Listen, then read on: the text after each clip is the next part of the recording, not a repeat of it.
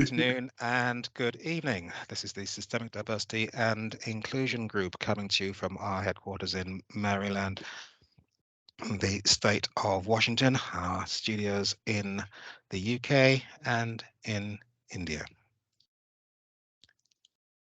All right. This is In Conversation, Dr. Nwoye, in conversation with Mary McCool Berry, an SDIG live event.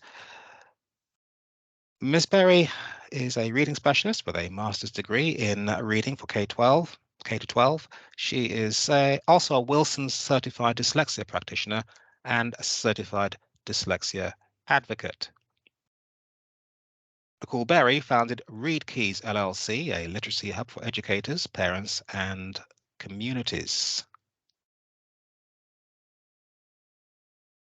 For those of you who are joining us live today, the links on your screen during the time of the event live are also live, so feel free to click on the links and go to any of the pages for our special guest, Mary McCool Berry, both for her own Wilson Certified Dyslexia Practitioner link, as well as readkeys.com, also Global Dream India, Inclusive Classroom Nigeria, and Grow Isle Schools St. Lucia, that I'm sure she'll be talking about in a moment.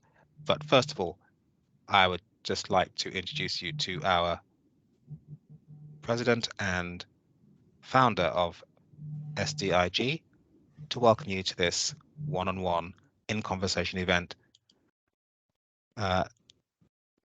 Dr. Joseph Nwoye. So, Thank Dr. you. Nwoye, you are with us. Sure, Mr. Adam, thank you so much for the work you are doing and organizing this. I really appreciate it. And in particular, I want to extend my deepest and warmest regard to Mary McCool Berry, who has done so much that it fits so well into our narrative at SDIG. I think that it's really a pleasure to have Mary this time, especially now that we are working on numerous things, particularly working on our issues that focus on how do we help those who may have little or no opportunity to equip themselves with one, reading, other technical skills in order to participate in this global economy. So it's my pleasure to welcome you, Mary. It's a pleasure to have you. And before we go, I usually want to give people an idea of what SDIG stands for, or what it is and what it stands for. In case you don't know, SDIG is an organization that stems from realization that we are so divided, we don't talk to one another, we don't understand one another, and the ideas that we don't know actually impedes our progress. So SDIG is formed to provide a safe, open, and inclusive engagement, and of course, awareness generation space. The idea is that we believe that when you have a place where you share ideas, you get to know things you would otherwise not know. And then when you get that information and infuse it into what you know, then that will help you to make more effective decisions. So we foster our individual and group learning through our posts, shared membership stories, host seminars, and we engage in discussions on local and global issues. We also help organizations because we are aware that when you're groomed in certain locations, you lack the knowledge of other locations. So because of that, especially this time, we talk about diversity and inclusion and the importance of it in our lives. The world has shrunk beyond the measures, And the only way we can deal with one another is through understanding. So SDIG is a platform that provides that opportunity. If you go to LinkedIn, we have our LinkedIn space under what we call engagement group. This is where we have people from all continents, all parts of the world, and they engage one another. Increasingly, some people are using it for commercialization. Sometimes we don't really mind, provided that promoting the issue of engagement with one another. So without going any further, I think Mary is here to add to what we are trying to do. In fact, I would say she's singing the choir. So with that, I'm gonna go to ask Mary to take 3 to 7 minutes to tell us about her, tell us her work that spans to number of continents, and our tutorial service people. I have the Laura, I have Chazia, I have others. So I would like you to tell us who you are, tell us about what you do, and then we'll go from there. Wonderful. Thank you so much for having me today. I want to share with you something that was a gift to me this morning. My windows are closed in my house, and I don't often claim to be this aware. But the first sound I heard upon waking were birds singing. And they were chirping, chirping, chirping because they're building nests. And I thought, how often do I go about my day and I don't even listen for nature and what it sounds like? And it really brought me to our talk today about how we don't often engage in conversation and listen to each other. And I thought it was just like a moment that was meant for me to listen to these birds. And so what I've learned through my work is that we do need to listen to each other and we need to share. So I'm really glad to be here. And conversation, I don't know who said this, it might have been you, Doctor. Conversation is the chief catalyst for change. I work as a literacy activist. And so I grew up in Cleveland, Ohio, in the United States, and I was lucky enough to be able to read. And I had a mother who took me to the library, and I was able to get a great education. And books have always saved me. And then I became a classroom teacher, and I taught in an inner ring suburb of Cleveland for 32 years. And one of my biggest concerns was the lack of reading ability and with some students, and we now know it's about 40% of our student population in public schools, and they're not learning to read well.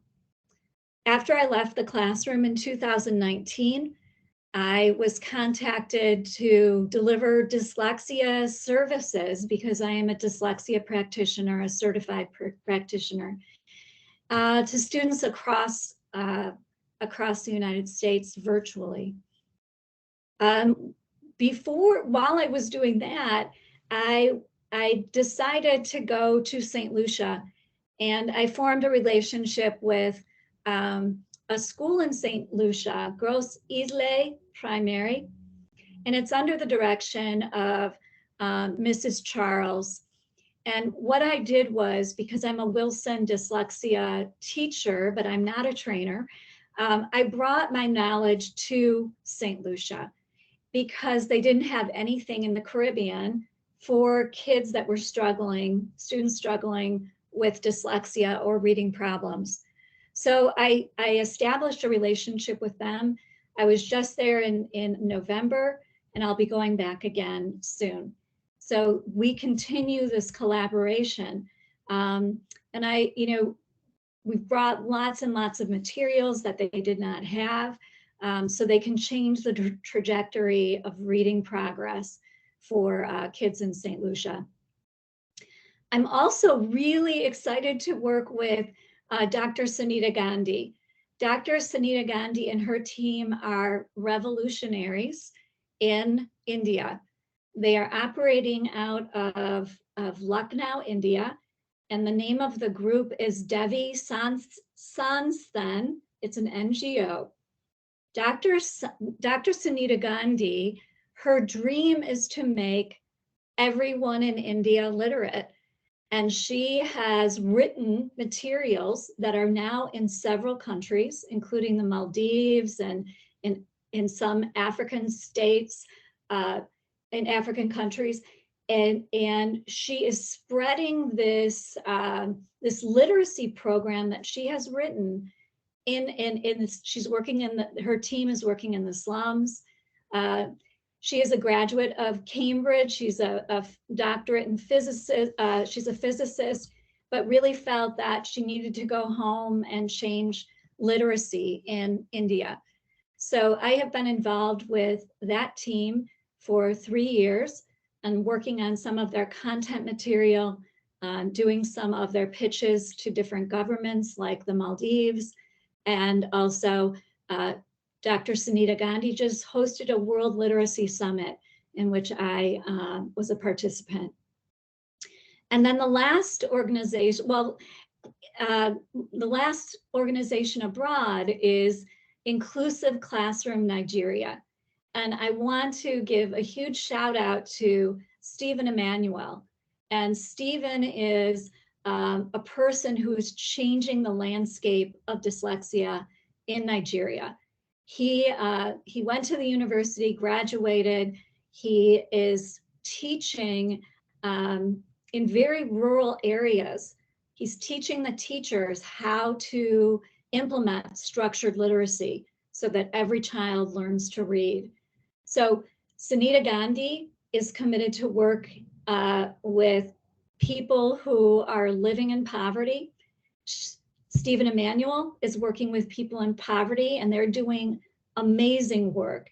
And at Gross Islay in St. Lucia, their school certainly doesn't look like a typical school in the United States.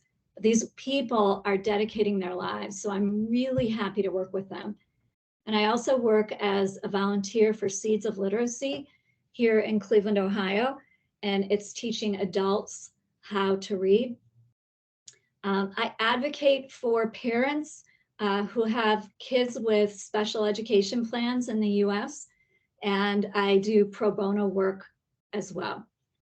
So my intention in my life is to make sure that as many people can become literate, because we have millions today in America who are not literate. And there are so many organizations working in this vein. So that's, I'm trying to do my part and joining up with these phenomenal people. Wow. Wow, that's impressive. That's very impressive. You know, it touches me just hearing from you where your footprints have, gotten, and that again speaks to the power and the extent of engagement and what it could do. If we don't have that type of engagement, have that kind of connections, we wouldn't know what is good. We certainly wouldn't know what is bad, because we're gonna be living in our small world without really getting to do those things. So as you do this, I guess that it obviously is giving you some sense of culture. When we talk about culture, what it means, and as a reading specialist, I'm sure you know about, say, like cognitive theory and the connection with how it works, that is getting to know people where they are in order to move them to where you want them to go.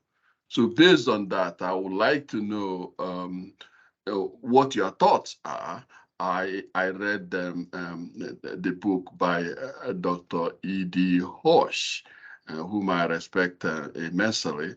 And as I read that book, it reminded me of our earlier discussion that looked into common curriculum, looked into even during the founders, looking at Thomas Jefferson's advocating for education for all, because without quality education, perhaps we wouldn't have good democracy. You have to have a well-educated populace who will actually know what they're voting for, which, quite frankly, I have to say that in this day and age, sometimes you wonder whether people actually know what democracy means and, the burden placed on them by democracy to use their judgment, and of course, judgment backed by knowledge, in order to know who would be voted for or not voted for. So with that, I want to go to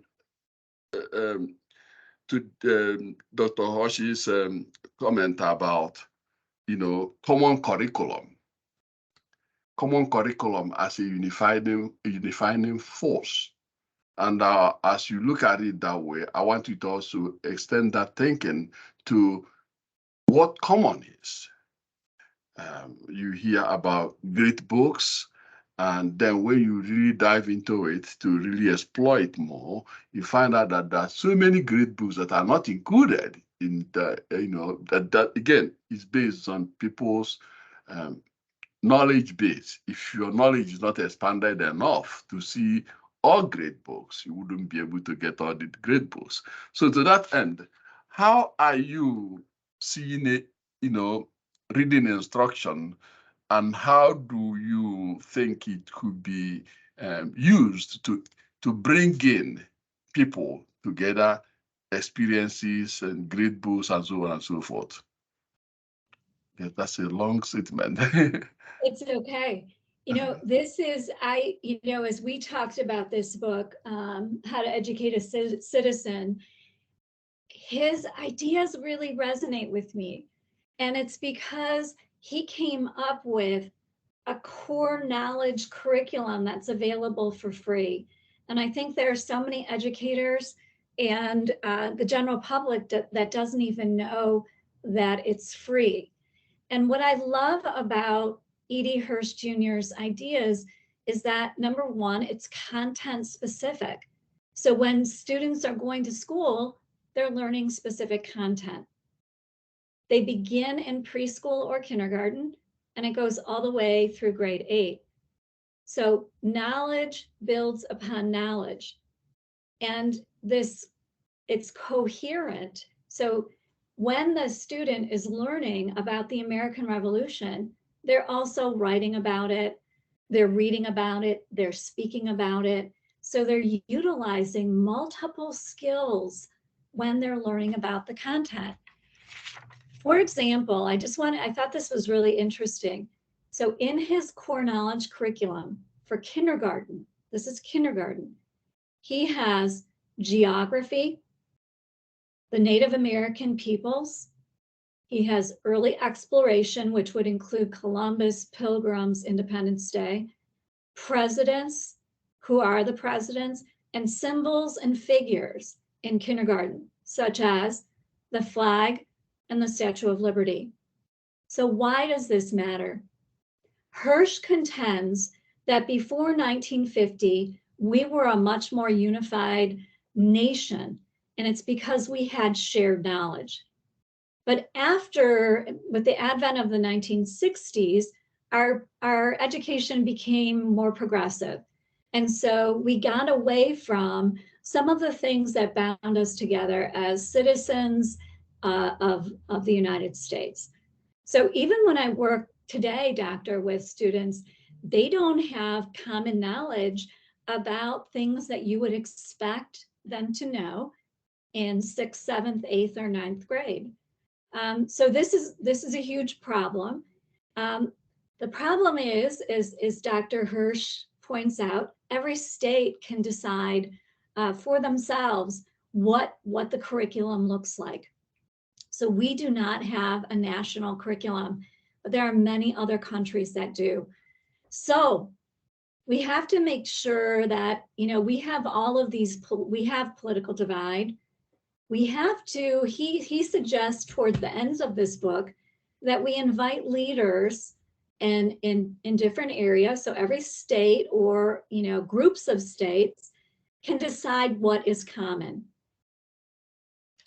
Oop, I just lost them. Oop, can you hear me? Yeah. Okay, I think I just lost my video feed. Okay, there it is. Okay, good. Okay, so anyway, he acknowledges that we have huge division, and so what should be included? But we need to come together as a group from different, areas to talk about what would be some of the common knowledge that we want our students to learn. He has a framework. We can use his framework for free. So otherwise, we're using publishing companies, and they are motivated because by money, because they're in big business. And so we have to really think about what our kids need to learn. And his big idea is that we will not have equity and fairness or excellence in our country until we have a common knowledge or a core knowledge. And I've really come to, because content is all over the place. Today I was talking to a student about Clara Barton and Elizabeth Blackwell. She didn't have any knowledge of either. She's a high school student. And that's what I love, because I feel like I have the pulse on what's happening in classrooms across the US. So comprehension is made possible by knowledge. So if we're not building knowledge in schools, then our kids are really at a disadvantage. Oh, as always, that's a very good answer, comprehensive answer. And I think that would be a good segue to looking at, how do we get to this core knowledge? As you explained, getting people, leaders from various perspectives to come together and be able to come up and iron out what that common should constitute. But at the same time, we have to think of the world in which we live, the world not as we would want it, but the way it is. So from that vintage standpoint, you look at the ongoing discussions, the fact that certain people will not want to listen to other people, and you see it at local as well as national levels. And then even scholars who might think should know better, they are engaging in all kinds of debates. Say, for instance, like phonic debate. As a reading specialist, I know you know this one very well. The never-ending debate between the phonic language pushers and the holistic language pushers.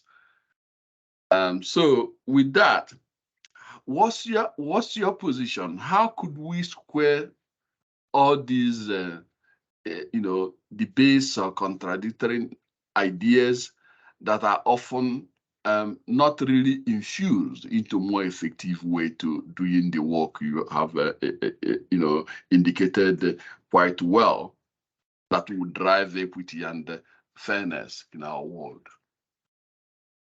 So we absolutely know how reading is taught.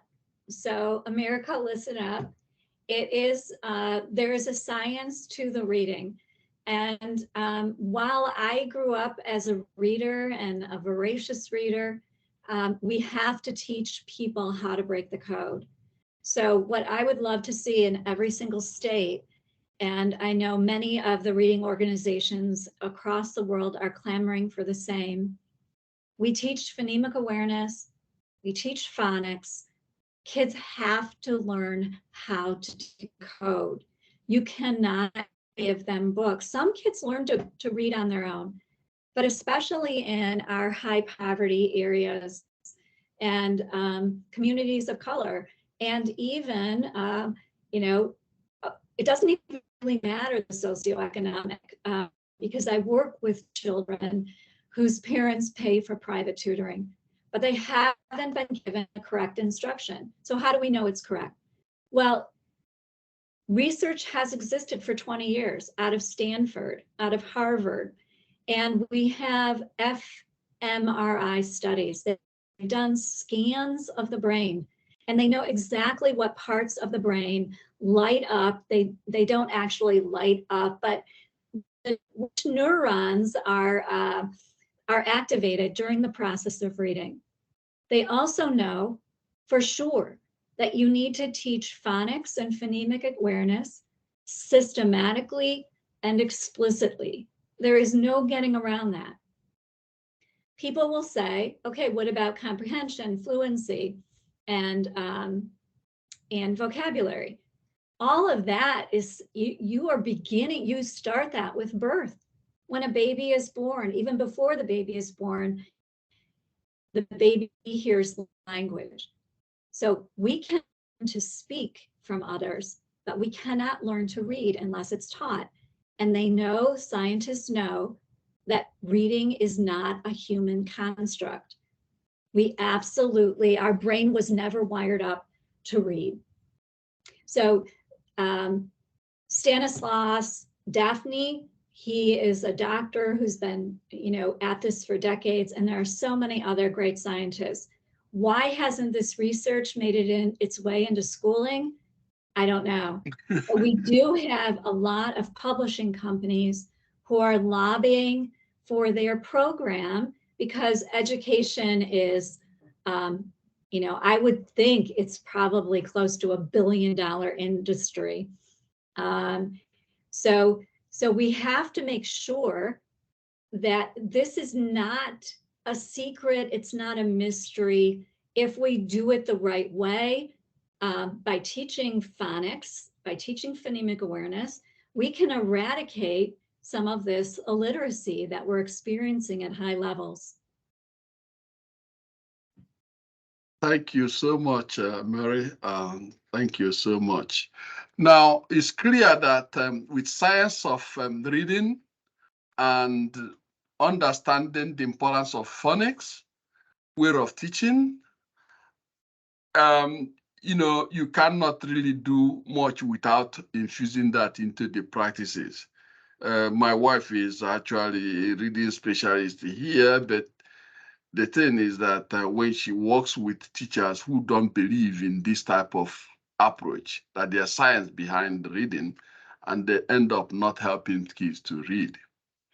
Now you have all kinds of marketing.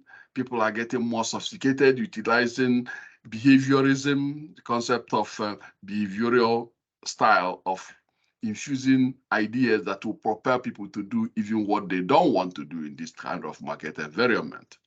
So with all these things going on at the same time, my question to you is, looking at the fact that you can do so much, and which is evidence in what you've innovatively done on your own, supposing somebody in leadership, like say the president, would understand the level and depth of your knowledge base and the science driven your work, if you were to call on you to please come up with a plan to ensure that the people are well educated, going back to Thomas Jefferson's view of educated populace for democracy, what would you advise him that would be the critical things you can do to create an environment that nurture reading, propel people to understand the importance of reading?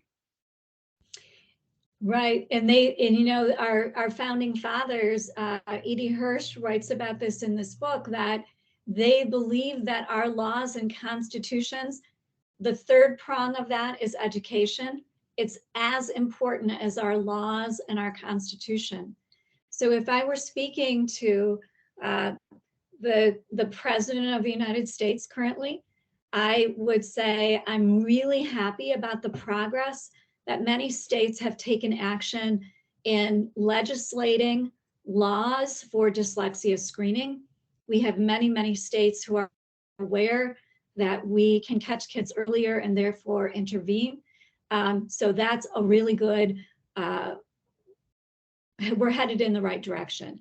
However, there is no plan. We haven't thought beyond that. So once we have kids screened and we know that, oh gosh, these children might have some difficulty, what is the action plan beyond that? So we haven't moved far enough.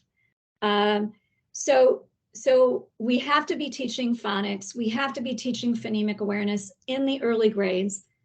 And we also, that's why I have a podcast, Reading Swizzle, and I spotlighted Edie Hurst Jr. because if we give teachers the content, then you're growing vocabulary, you're growing knowledge, you're growing comprehension, and you're growing fluency with the subject matter.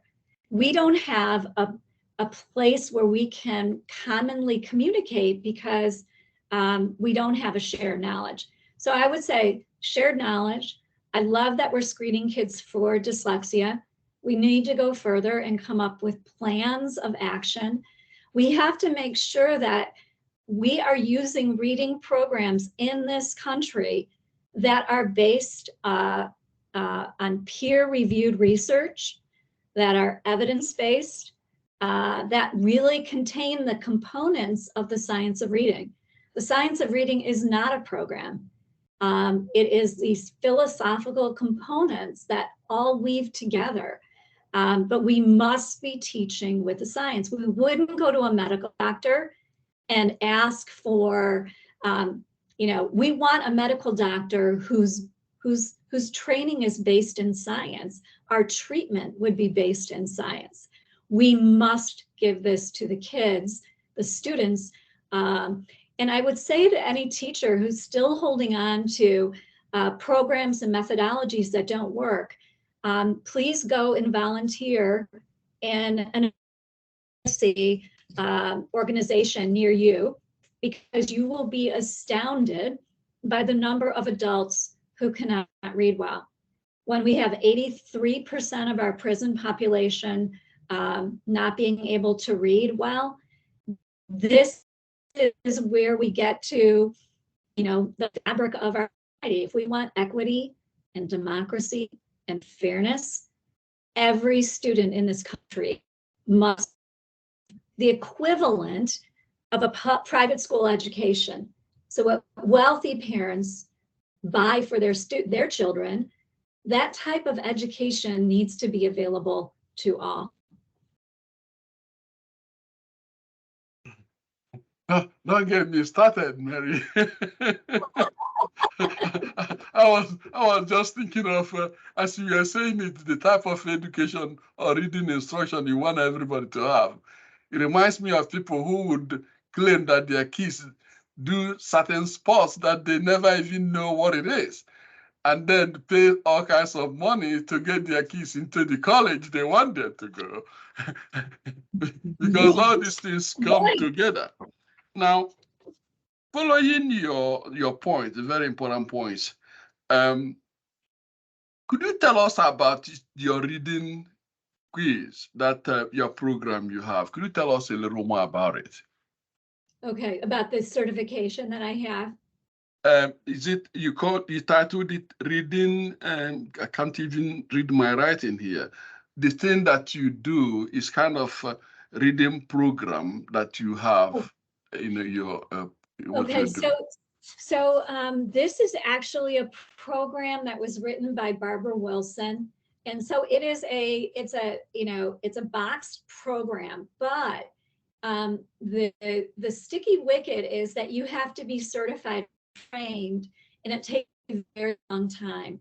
So Wilson is the name of the program, and they have different programs, and many school districts are familiar with Wilson programs. What I teach is Wilson Reading Intensive, and this is for people who their sons and daughters have been diagnosed with dyslexia, not making progress.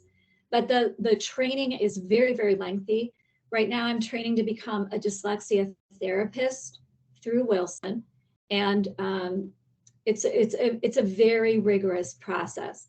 So this is very systematic. What do we teach? We teach the 6 syllable types in the English language. We go into deep dives with sounds. For example, there are 26 letters, but sounds in the English language. Our language, English, is considered an opaque language because, for example, C can say k, but C can say s when followed by E, I, or Y. You have a trigraph like DGE, it says J. You have a trigraph like TCH, it will say ch. So it's a very difficult language to learn, unlike Spanish, Italian, where I think they call those transparent languages. So this is based on syllable types. So we start with consonants, short vowels, so CVC words. We go into, digraphs, consonant E words, and we progress from there. What I do know is that 100% of the students ever taught with Wilson have learned to read. So Dr. Sally Shavitz out of Yale University, she runs the Center for Dyslexia at Yale. She is the preeminent expert on dyslexia in the world. People can learn to read with the correct instruction. So this is the greatest social justice issue of our time. But Wilson isn't the only program for dyslexia. There's Linda Mood Bell, there's Barton, and there are other programs that are for the average or typical child who isn't struggling enormously with reading, but they must include phonics, phonemic awareness. Right now in America, many school districts are still using balanced literacy. And those are, what does it look like? Well, in the classrooms, there are book baskets. Kids are reading with each other. They're putting Post-it notes on books. The teacher teaches these mini lessons. There is no phonics. There is no phonemic awareness. Vocabulary is largely absent. So the program that districts have purchased and spent hundreds of millions of dollars on it doesn't work. It's what I call educational malpractice. You're getting lawyers for those people.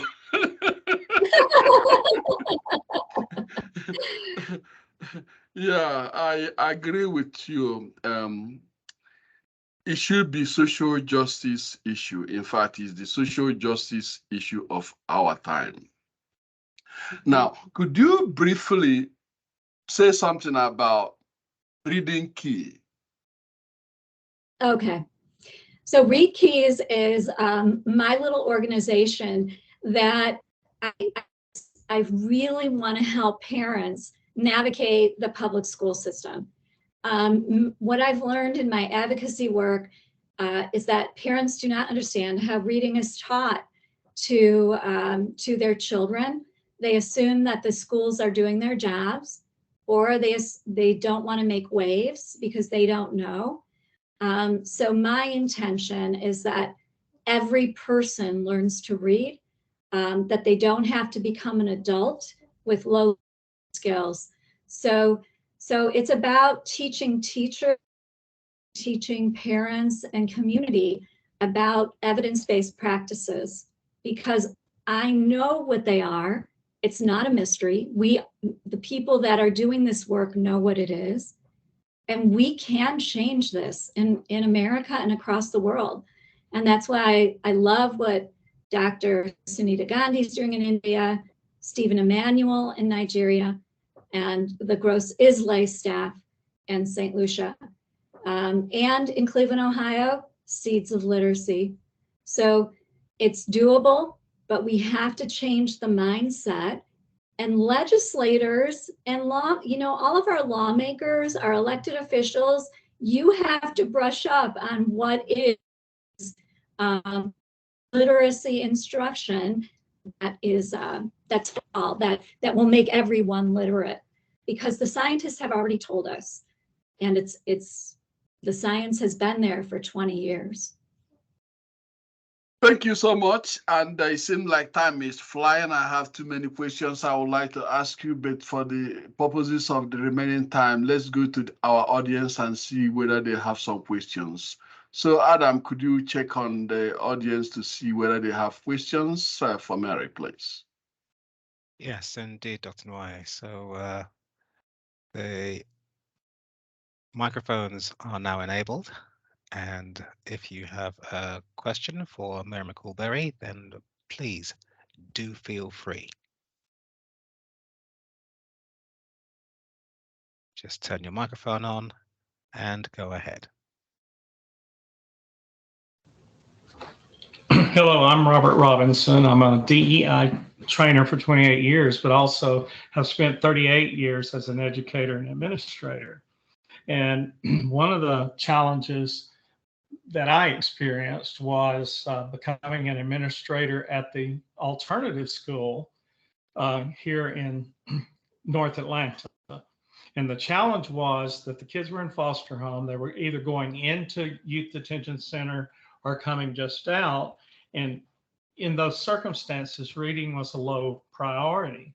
So what we did is we implemented Sheltered Instruction Observation Protocol, or SIOP, and I want to know if you're familiar with that, and also Read 180, the computer program. But I do need to point out that the alternative school were grades 6 through 12. So phonics were not included, and I understand the importance of phonics, and I just don't know how you can overcome some of the social problems of kids that you described and I described in order to teach them to read. And do you see a correlation between social problems, social issues, homelessness, and the ability to read? That's a great question. Yesterday, I interviewed for my podcast, Reading Swizzle, a man from the UK who's a social worker, and he spent decades working with children and adults in trauma. And he adopted 2 children from the system. And so we talked about this very issue.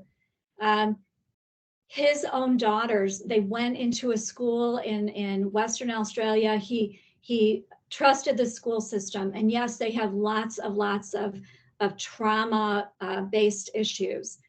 But we were talking about, what if education starts with what we know they need, and how that will make a difference. So we can't. So for example, he gave an illustrative example about his daughter was asked to read out loud in class and then bullied extensively. So I'm not familiar with the first program, but Read 180 I am. This is the problem, because I teach adults as well. You must go back to teaching the phonics, the alphabetic principle. You have to teach that no matter what the age. So the people learning to read, phonemic awareness is all about sounds. So when I say, they'll know it's B. If I say K, they'll say C or K or CK. And then you teach them that sound symbol match. But you can't, I was just in a big in-service on Friday with of literacy here in Cleveland, Ohio. And if you don't, Carmen Stewart is running this great effort here. If you don't go back and teach them those skills, if you're just worried about GED prep, we're never going to get there. And Dr. Carmen Stewart is also another literacy hero, because she believes that people need to go back to the beginning, to the foundational skills.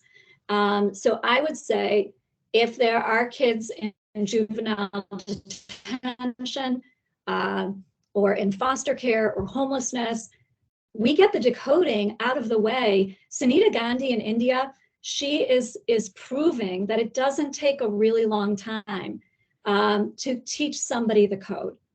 Diane McGinnis was a huge reading researcher, and she said it really shouldn't take more than a year for somebody to learn how to decode what the alphabetic principle is.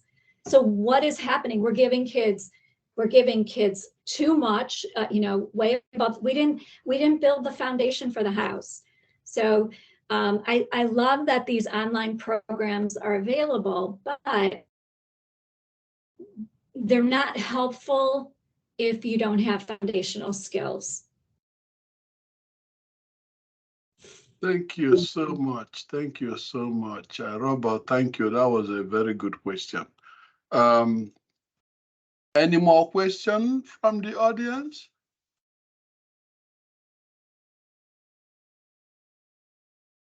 All right. Now, Mary, we have a small unit. In fact, our team leader is here, Laura. The thing we are trying to do now is to begin to not only help people here, but help people who are often not having opportunity to learn. And they've done incredible job in terms of their preparation. In fact, they've been doing this. Some of them have been doing this for years, and all teachers with master's degree and so on. So they are equipped to do the work.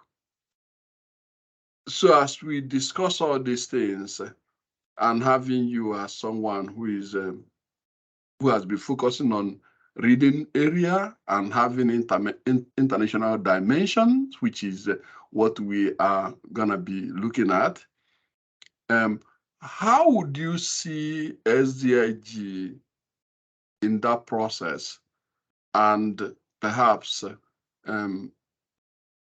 relating it to what you do, what ways could you see the value integrate, or see the value where we can be able to see and nurture and support one another when we talk about looking at, engaging with people? Because I think that engagement could also extend to this type of work.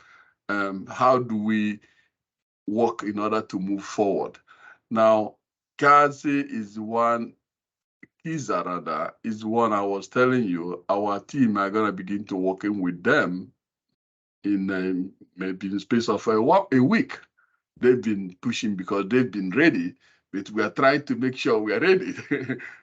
So how would you see the alignment between the value you articulated here and align that to SDIG's vision?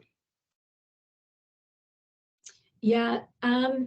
So this refugee action, I love, and I was talking with Stephen Emmanuel in Nigeria a few days ago, and I was asking him about whether or not students are learning in their mother tongue or English.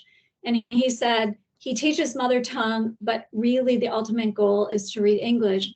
Sunita Gandhi in India is teaching, she has materials that she's written, I think in 27 languages.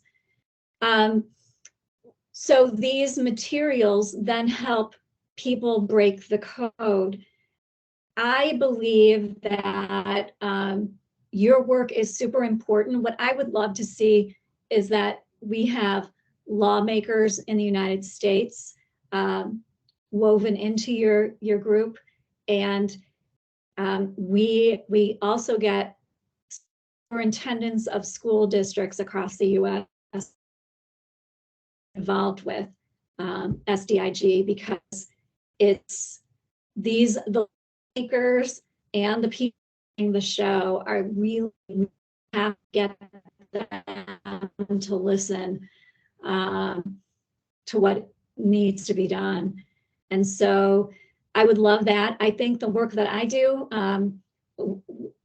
for the refugees. Because I'm deeply trained in how to teach someone who doesn't know reading at all, how to read. But as far as different languages, I know that Dr. Sunita Gandhi has materials prepared in lots of languages.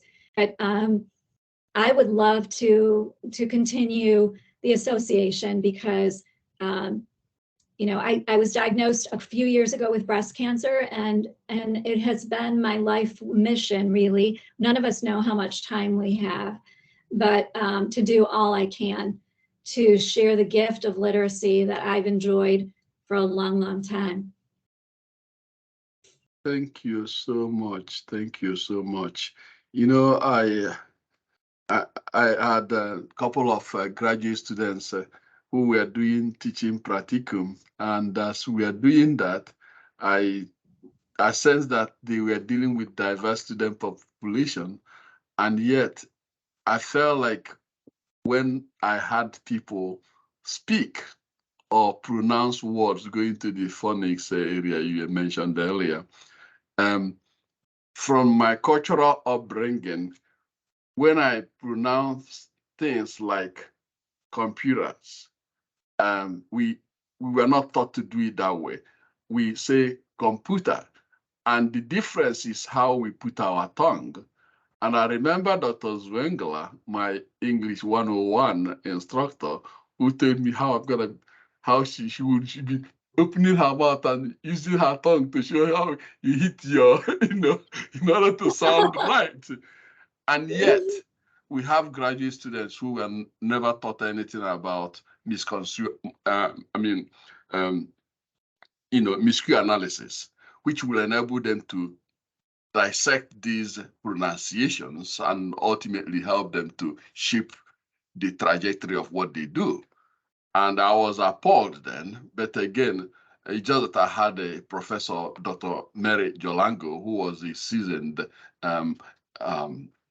reading specialist, and she has written extensively in that subject area, who was always hammering on that the school has to teach even undergraduate students graduating something about miscue analysis, that you will enable them to treat or teach diverse student population that they will be inevitably be encountering in their professional work.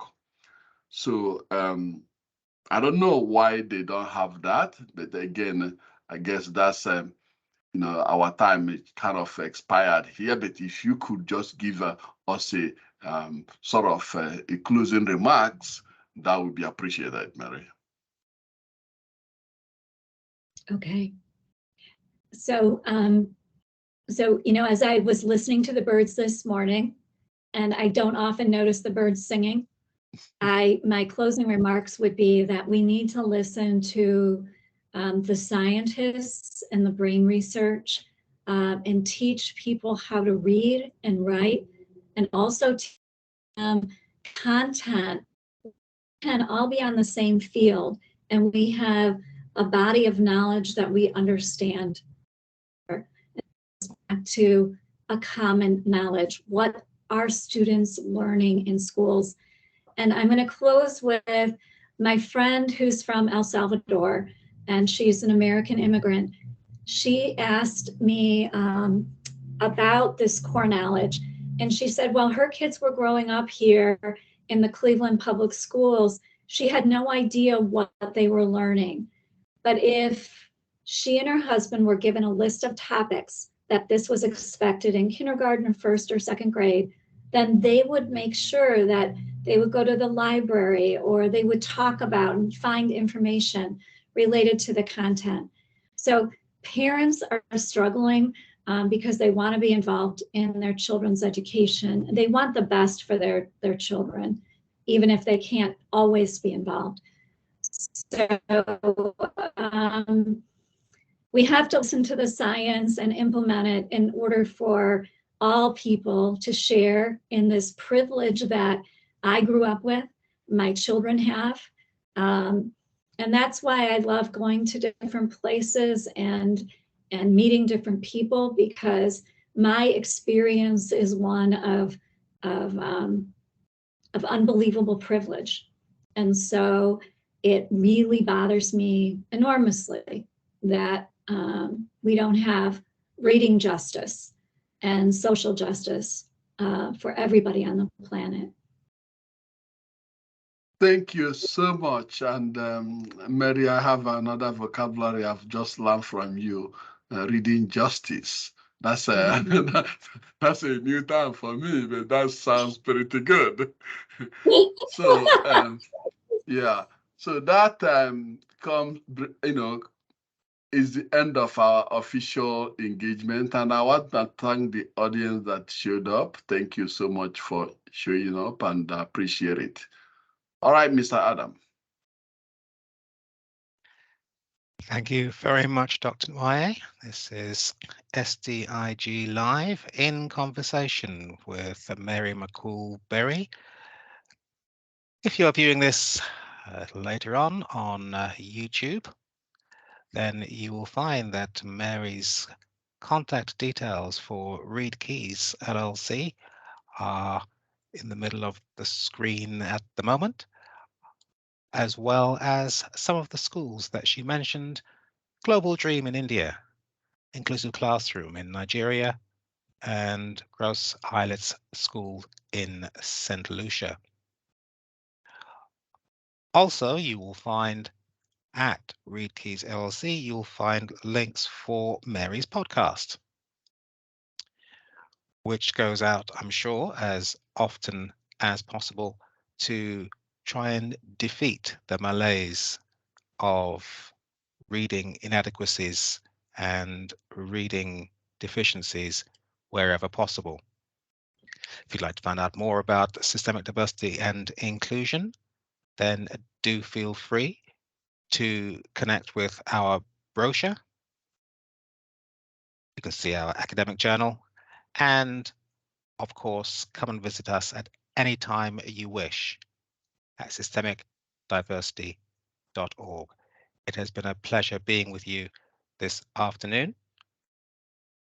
Our grateful thanks to Dr. Nwoye's special guest, reading specialist Mary McCool Berry.